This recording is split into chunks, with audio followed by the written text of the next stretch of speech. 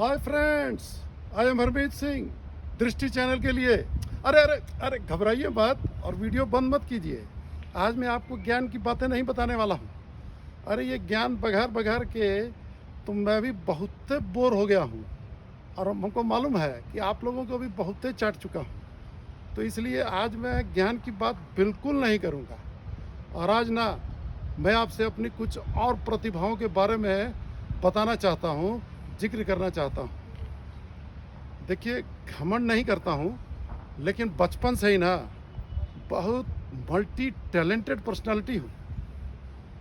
और अब देखिए, खेल कूद में, स्पोर्ट्स एंड गेम्स में तो मैं क्या कहूँ आपको, एकदम बेमिसाल था बचपन से ही। अब आप क्रिकेट को ही लीजिए। अरे मैं तो एक बहुत ही बढ़िया क्रिकेटर था। बस यही है कि थोड़ा बॉलिंग में थोड़ा कमज़ोर था। बॉलिंग नहीं, बॉलिंग तो मैं करता ही नहीं था। बैटिंग में थोड़ा कमज़ोर था और फील्डिंग में जो बहुत तेज़ शॉट आता था ना, वही मैं मिस कर जाता था। लेकिन एकदम आउटस्टैंडिंग क्रिकेटर था मैं। हाँ जी, एकदम ग्राउंड से बाहर थर्ड मैन के पीछे हमेशा खड़ा रहता था। आउटस्टैंडिंग क्रिकेटर, समझ गए ना आप? जैसे कि हमारे राहुल गांधी जी हैं, एकदम आउटस्टैंडिंग पॉलिटिशियन हैं। अब देखिए, अपने एयर कंडीशनड कमरे में खूब ऐश करते हुए ट्विटर से अपना पॉलिटिक्स चला रहे हैं। तो ऐसा था कि हम लोग का ना एक क्लब होता था और उस क्लब का नाम था डबल एक्स क्लब। अभी तो हमको मालूम नहीं है कि कौन इसका नाम डबल एक्स रखा और किस लिए रखा, लेकिन हम लोग को तो उस समय इसका मतलब भी नहीं पता था। अरे वो साला ट्रिपल एक्स क्लब भी रख देता ना, तब भी हमको कुछ पता नहीं चलने वाला था। और अब देखिए, उस डबल एक्स क्लब में बहुत बड़ा खासियत था। और वो खासियत ये था कि हम लोग 4 भाई थे और 4 भाई हैं। तो हम लोग चारों जो थे ना, उसमें खेला करते थे। तो समझ लीजिए कि आधा टीम जो है वो तो अपने घर का ही होता था। और जो मेरे बाकी तीनों भाई थे ना, वो तो एक रेगुलर और आम किस्म के क्रिकेटर थे और मैं था बिल्कुल खास किस्म का cricketer, fill in the blank cricketer. हाँ, समझे नहीं आप? अरे फिल इन द ब्लैंक यानी कि जिस दिन हमारे क्लब में पूरे 11 प्लेयर नहीं इकट्ठे होते थे, 10 ही होते थे, तो मेरे को ले लिया जाता था ब्लैंक को फिल करने के लिए। अरे हमारे ऐसे ही हमारी टेस्ट क्रिकेट टीम में भी पहले एक ऐसा ही प्लेयर हुआ करते थे। उनका नाम था रेड्डी और वो रिजर्व विकेट कीपर होते थे। कहीं का भी दौरा सिलेक्ट हो, कहीं भी जाना हो, तो साला उनका सिलेक्शन सबसे पहले होता था। वो आज तक कभी कोई मैच खेले नहीं हैं, ठीक है ना? और पुराने जो लोग हैं उनके बारे में सब जानते हैं। हम तो उनको रेड्डी नहीं बोलते थे, हम उनको बोलते थे एवर रेड्डी। अभी जो नए लोग हैं वो शायद उनके बारे में ना जानते हो, तो आप लोग उसको गूगल करके देख लीजिए तो आपको पता लग जाएगा। तो ऐसा है कि मैं ना कभी कभी विकेट कीपिंग भी करता था। और विकेट कीपिंग में ना मेरा क्लास जो था ना, वो बिल्कुल अलग था।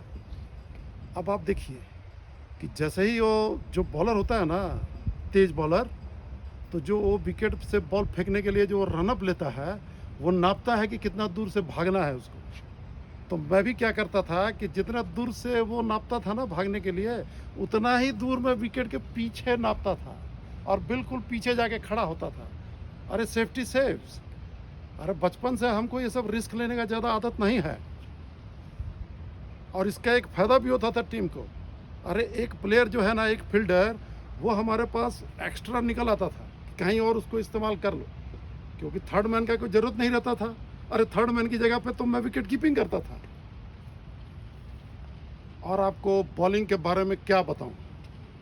बॉलिंग तो मैंने कोशिश किया, भाई हाथ घुमाने का, बहुत मुश्किल से घूमता था और मैं बॉल फेंक भी देता था, लेकिन वो साला विकेट की तरफ कभी नहीं जाता था, कभी इधर कभी उधर। और अगर कभी विकेट की तरफ चला भी जाए तो साला इतना स्लो होता था कि बहुत मुश्किल से विकेट तक पहुंचता था। तो फिर मैंने तो साला बॉलिंग में पंगा लेना ही छोड़ दिया कि क्यों पंगा लिया जाए इसमें। और जब कोई रेगुलर विकेट कीपर होता था और मेरे को कहीं और फील्डिंग करवाना होता था, तो मेरे कैप्टन के लिए तो बहुत ही टेढ़ा खीर होता था कि अब मेरे को कहाँ खड़ा करें। बाउंड्री पर तो खड़ा कर नहीं सकता था क्योंकि तब तो चौका साला निश्चित था। और दूसरा बात था कि हमारा जो थ्रो था ना वो बहुत सटीक था, वो लेकिन ज़रा साला स्लो था, वो 4-5 बार टप्पा खाने के बाद बॉल पहुंचती थी। तो इसीलिए वो जो कैप्टन है ना वो ऐसा जगह ढूंढता था जहां पर कि साला बॉल आने का सबसे कम संभावना हो, तो फिर मेरे को वहीं पे खड़ा कर दिया जाता था। लेकिन जब मैच शुरू होता था तो हमारे कैप्टन का जो स्ट्रेटेजी था ना वो तो साला बिल्कुल फेल हो जाता था, क्योंकि जो अपोनेंट टीम के बैट्समैन थे उनको तो मालूम था कि साला सबसे बड़ा गड्ढा तो मैं ही हूँ, तो वो साले जितने शॉट खेलते थे वो सब मेरी ही तरफ खेलते थे।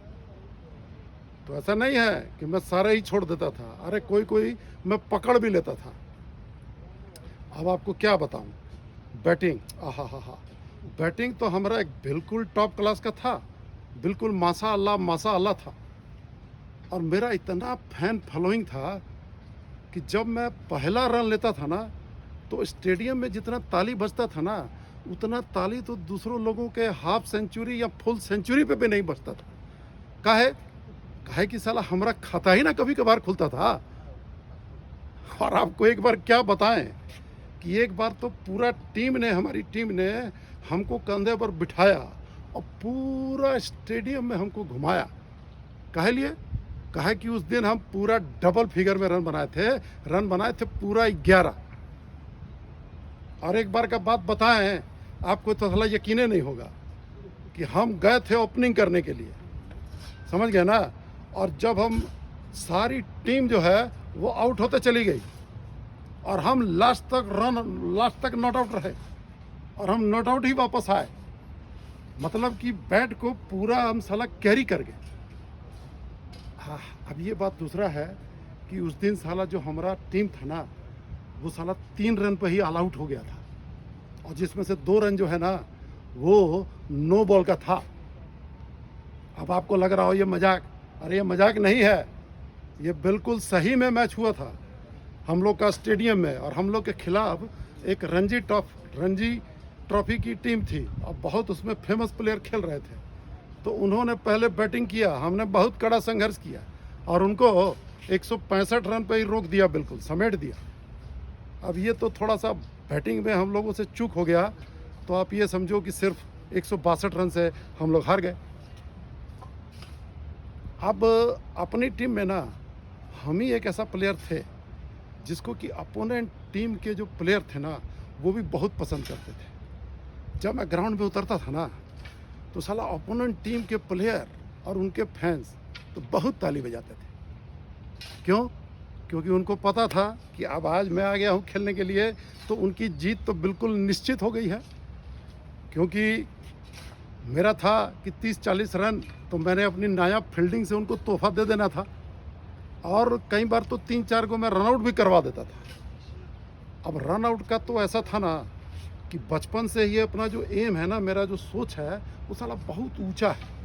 मैं हमेशा ऊंचा सोचता हूँ, छोटा छोटा बात पे ध्यान नहीं देता हूँ।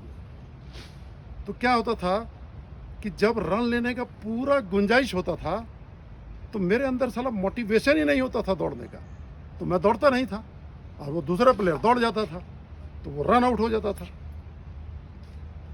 और जब वहाँ पे रन लेने का कोई गुंजाइश नहीं हो, जहाँ पे आप बिल्कुल रन नहीं ले सकते हैं, वहीं पे मैं रन लेने की कोशिश करता था, क्योंकि सोच मेरी ऊंची थी। और साला क्या होता था उसमें, या रन आउट हो जाता था या कर देता था। तो इसीलिए मेरा ये सब खूबी के चलते ना कई बार मेरा टीम ये चाहता था कि साला 11 के बजाय 10 से खेल लो, वही बढ़िया है। लेकिन जो अंपायर होता था ना वो साला अलाउ नहीं करता था। वो अलाउ इसलिए नहीं करता था क्योंकि उसको साला चाय जलेबी समोसा अपोनेंट टीम का आदमी खिला देता था। तो ये मैंने आपको बताया कि मैं क्रिकेट में कैसा बेमिसाल था। तो अब मैं आपको बताता हूँ फुटबॉल के बारे में। आहा, अरे फुटबॉल, आपने तो वो लुंगी डांस वाला गाना सुना होगा ना, देखा भी होगा, वो चेन्नई एक्सप्रेस में और लुंगी ऊपर बांध के खूब डांस किया है, देखा होगा आपने। अरे लेकिन आपने ये कभी नहीं सुना होगा कि लुंगी फुटबॉल भी होता है। अरे हाँ, हम लोग खेलते थे, लुंगी पहन के फुटबॉल खेलते थे, ऊपर बांध लेते थे और दौड़ते थे। अब देखिए साला, फुटबॉल खेलने के लिए लुंगी से बढ़िया कौन सा परिधान हो सकता है? एकदम एयर कंडीशन, साला कहीं से कोई पसीना आने का गुंजाइश ही नहीं है। और देखिए फुटबॉल में तो मैं कुछ कोटि का प्लेयर था, ये बात दूसरा है कि साला मेरे को ना बॉल पे शॉट ही मारना नहीं आता था। तो हमको इसके लिए रखा भी नहीं जाता था। हमको तो कैप्टन बोलता था कि तुमको शॉट आउट नहीं मारना है, तुमको बॉल नहीं देखना है, तुमको प्लेयर देखना है, प्लेयर को टारगेट करना है। अरे बचपन से ही हमारा बॉडी तो स्ट्रांग था ना, तगड़े थे, तो साला प्लेयर को टारगेट करते थे, धक्का मारते थे, लंगी मारते थे, साला नीचे गिरा देते थे। और फॉल फूल का तो उस समय कुछ होता नहीं था, तो हमारा तो समझिए कि उस समय बहुत ज़बरदस्त नाम था फुटबॉल में। और एक बार तो उन लोगों ने हमको गोलकीपर बना दिया।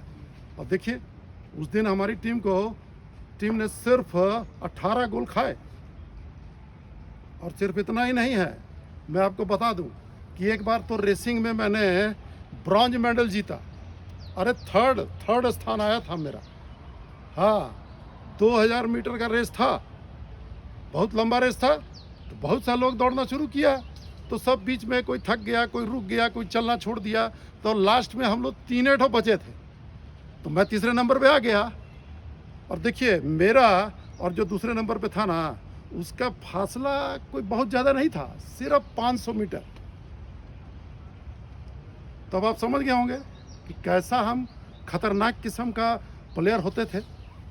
तो हमारे स्कूल में ना हमारे स्पोर्ट्स टीचर होते थे, नाम था उनका D.A. फ्रांसिस। तो वो ना हमसे बहुत प्यार करते थे। तो जब मैंने स्कूल छोड़ा तो उन्होंने क्या किया ना, एक एप्रिसिएशन लेटर बना दिया मेरे नाम से, और उसमें लिख दिया कि ये हरमीत सिंह हैं, बहुत अव्वल दर्जे के क्रिकेटर, फुटबॉलर, एथलीट और न जाने क्या क्या। और हमने कॉलेज के एडमिशन लेने के लिए वो लेटर साथ में लगा दिया। तो कहीं वो साला जिस कॉलेज में एडमिशन हमने लिया, उस कॉलेज के स्पोर्ट्स टीचर ने एक बार वो लेटर कहीं से पढ़ लिया। अब वो साला तो हमारे पीछे ही पड़ गया। अब रोज़ बोले कि आ जाओ ग्राउंड में, चलो ग्राउंड में। तो हम साला कभी कोई बहाना, कभी कोई बहाना, कभी जूता नहीं है, कभी तबीयत ठीक नहीं है, क्योंकि हमको तो मालूम था कि साला एक बार ग्राउंड में चले गए तो सब पोल खुल जाएगा, सब साला फजीहत हो जाएगा। और वहाँ पर तो लड़की लोग भी ना आता था देखने के लिए। तो मैं तो उससे समझो कि पूरा कॉलेज में बचता ही रहा, उसके सामने तो पढ़ना ही नहीं चाहता था। तो आज मैंने आप लोगों को बता दिया कि गेम में, स्पोर्ट्स में कैसा मेरा एकदम बहुमुखी प्रतिभा था। अब ऐसा ही प्रतिभा दूसरे बारे में भी आपसे फिर बाद में बात करूंगा। तो आज के लिए इतना ही बहुत है। धन्यवाद।